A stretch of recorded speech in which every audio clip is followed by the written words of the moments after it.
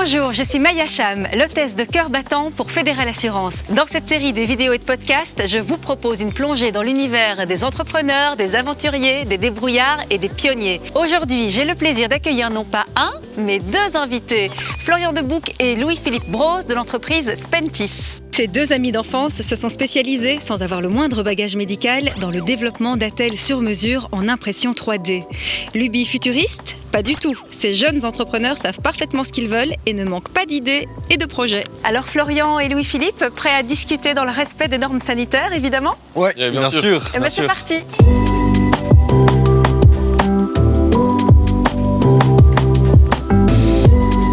Florian, Louis-Philippe, je suis ravie de vous accueillir. Bienvenue.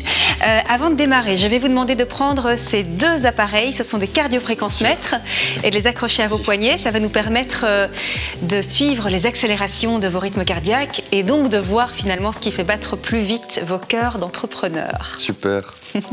Alors pour rester dans le champ lexical de Cœur Battant, depuis quand est-ce que vous savez que du sang d'entrepreneur coule dans vos veines ? Ça fait un petit temps maintenant. Donc Florian et moi, pour la petite histoire, on se connaît en fait depuis la première secondaire. Donc ça fait depuis qu'on a environ un peu plus de 10 ans, je crois. Et en fait, on a vers l'âge de 14 ans, quand on commençait à se poser des questions par rapport à notre avenir professionnel, on s'est dit on veut devenir chef d'entreprise, on veut monter notre propre entreprise. À 14 ans déjà ? Oui, c'est ça. Ouais, pas mal la vocation. Ans, ouais. Et là, on a discuté, on a brainstormé, on a trouvé l'idée de Spentis. C'est à ce moment-là qu'on a vraiment démarré à deux, quoi. Mais donc, vous avez su quand même très tôt que vous aviez envie de lancer une entreprise ensemble. Oui, ça s'est su assez tôt en fait. Et donc, pourquoi nous deux ? Ça, c'est une très bonne question aussi. On est assez complémentaires aussi, donc ça, c'est assez drôle. Au niveau pas seulement des compétences, mais aussi au niveau des caractères. Je suis un peu plus chaud patate comme ça. Ouais, clairement, donc même aller dans l'entreprise au quotidien, ou même avant, quand on était plus amis à l'école, on était assez complémentaires. Il parle plus, je parle moins, il parle néerlandais, je parle pas trop. Je suis pas très fort en langue, je suis beaucoup plus technique, il est plus commercial. Et donc c'était un peu logique de démarrer une entreprise à deux. Comme ça, c'est la même chose encore maintenant, on sépare les tâches au quotidien de l'entreprise. Il s'occupe de tout ce qui est marketing et sales, c'est moi plutôt tout ce qui est IT et production. Alors, donc vous avez démarré Spentis, qui est une société qui permet d'imprimer des orthèses sur mesure en 3D. Alors d'abord, est-ce que vous pouvez nous rappeler ce que c'est une orthèse ? Est-ce que c'est comme une attelle ? C'est à peu près la même chose, sauf qu'une orthèse va plutôt répondre à des enjeux de pathologie chronique, donc de longue durée, type scoliose ou des pieds beaux, par exemple, pour des enfants, donc des malformations, vraiment long terme. Et l'orthèse va être là pour corriger ces malformations et va accompagner le traitement donné par le chirurgien orthopédique et les orthésistes. Et donc, je vais essayer de visualiser ce que ça peut donner. Imprimer une orthèse en 3D, ça passe par quelle étape ? Comment est-ce que vous fonctionnez ? Avec quels matériaux est-ce que vous travaillez ? Il y a trois grandes étapes. Donc d'abord, on va scanner en fait le membre du patient pour avoir les dimensions, donc la géométrie du membre du patient. Puis sur base du scan, on va modéliser en 3D, designer en 3D le dispositif médical, donc ici l'orthèse, l'immobilisation orthopédique. Et puis la dernière étape, c'est l'impression 3D. Et donc là, on a différents types de technologies d'impression 3D, différents types de matériaux, et tous ces matériaux sont biocompatibles.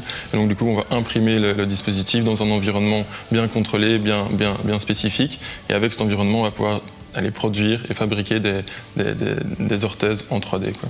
D'accord. Et comment vous est venue cette idée si innovante d'imprimer les orthèses en 3D ?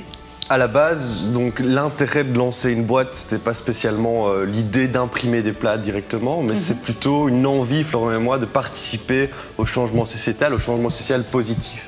Et donc on s'est posé des questions par rapport au secteur clé aujourd'hui en Belgique et dans le monde, où il y a vraiment des défis à relever pour qu'on vive dans un meilleur monde dans le futur. Et donc du coup, qu'est-ce qui a contribué au succès de votre entreprise ? Est-ce que vous avez rencontré les bons partenaires, les bons interlocuteurs au moment de votre lancement ou encore maintenant, des partenaires qui peuvent vous soutenir ? Oui, bien sûr, on a rencontré pas mal de gens, on a eu beaucoup de chance. Bon, la chance se crée aussi, il faut aller vers les autres, il faut faire en sorte d'être actif dans l'écosystème entrepreneurial pour faire en sorte de rencontrer les bonnes personnes. Mais on a eu des gens qui nous ont accompagnés et on a toujours les mêmes personnes, certaines personnes qui nous accompagnent depuis le début. Et donc c'est un peu vraiment des parrains ou des coachs qu'on va appeler en entrepreneuriat qui ont une expérience dans le domaine, dans l'industrie dans laquelle on est actif et vont nous accompagner de A à Z, donc de la phase d'idéation jusqu'à la phase de levée de fonds et d'entrée de marché, d'introduction du produit sur le marché. Mais vraiment une caractéristique qui a été importante aussi pour créer cette chance avec Florian et moi, c'est notre ouverture d'esprit et le fait de toujours se remettre en question. Et ça, c'est très important. Il ne faut pas avoir une idée très fixe de son entreprise, il faut rester ouvert au feedback. Et quel a été votre plus grand défi jusqu'à présent ? Un aspect qu'on avait vraiment sous-estimé, et tu confirmeras ou pas, c'est vraiment les ressources humaines, quoi. Donc c'est la gestion des gens, et aussi faire en sorte de pouvoir leur communiquer notre passion, faire en sorte qu'ils puissent aussi avoir ce même drive. Donc ça, c'est très complexe, on a vraiment sous-estimé ça. Et à côté de ça aussi, c'est le fait aussi que ces gens font partie à part entière de l'entreprise. Et donc ils vont aussi nous aider dans l'accomplissement de l'entreprise. Vous avez une vingtaine de collaborateurs, c'est ça, avec lesquels vous travaillez chez Spentis ? On a une vingtaine chez Spentis, exactement. Ouais. Le projet est assez complexe et donc on a assez rapidement engagé des gens. Donc on est vite arrivé à une vingtaine de personnes. Ce qui est du coup, comme je disais, un gros challenge de gérer les 20 personnes. Après, c'est justement ce qu'il disait aussi sur la fin.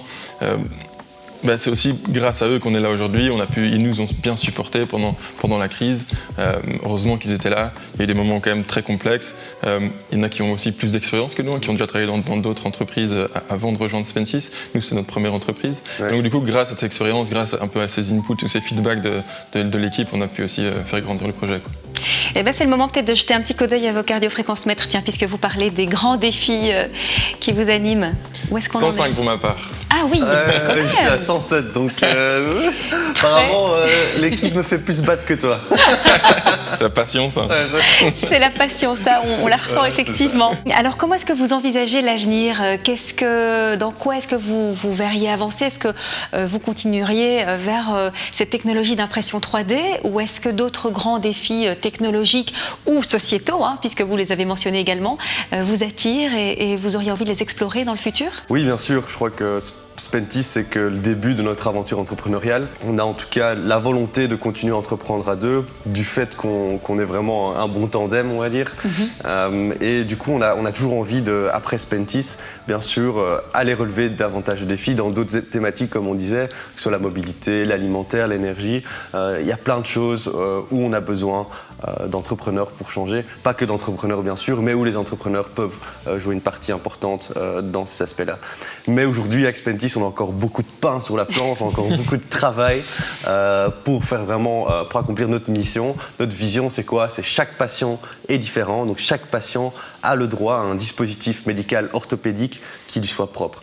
Et il faut qu'on arrive à cette étape-là et qu'on sera arrivé à ce but-là. Alors on pourra se dire, ok, on peut commencer à penser à quelque chose d'autre. Beaucoup de belles idées en tout cas, voilà ce que j'entends ici. Merci beaucoup Florian, merci beaucoup Louis-Philippe d'avoir été présent aujourd'hui. Merci pour vos témoignages inspirants. Merci aussi à vous de nous avoir suivis. Si vous voulez en savoir plus sur leur parcours ou bien sur les projets qui leur tiennent à cœur, n'hésitez pas à retrouver nos deux jeunes entrepreneurs dans le podcast de Cœur Battant. À très bientôt, bye bye. Découvrez d'autres vidéos et podcasts de #CœurBattant sur fédéral.be.